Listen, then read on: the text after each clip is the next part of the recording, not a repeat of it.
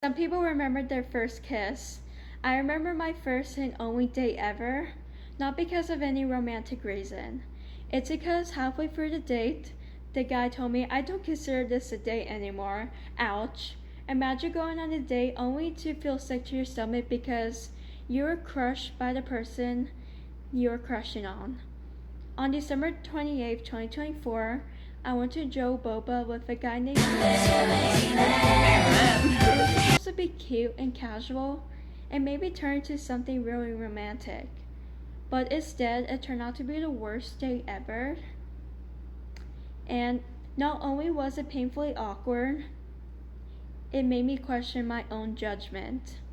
This date wasn't only a social failure, it was a crash course on what happens when expectation meets reality and disappointment and reflection teaching you more about yourself than the moment itself. In the next few minutes, I'm going to be telling you the 4 stages of this non-date. First, I'll be telling you about what I thought the date would be like. 2, the reality. 3, the disappointment. And 4, the reflection. The expectation. I liked him because he was so smart and thoughtful through class discussions. He seemed so sweet and like a guy that came out of a romantic TV show that I love, like Gilmore Girls or The Summer I Turned Pretty. I expected the day to be us sitting across the table, sipping boba, talking, laughing, and bonding. This feeling would have turned into something real.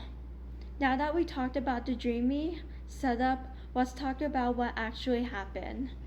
The date itself turned out at the start to be so awkward. He was barely making any eye contact, and it looked like that he was somewhere else in his own mind.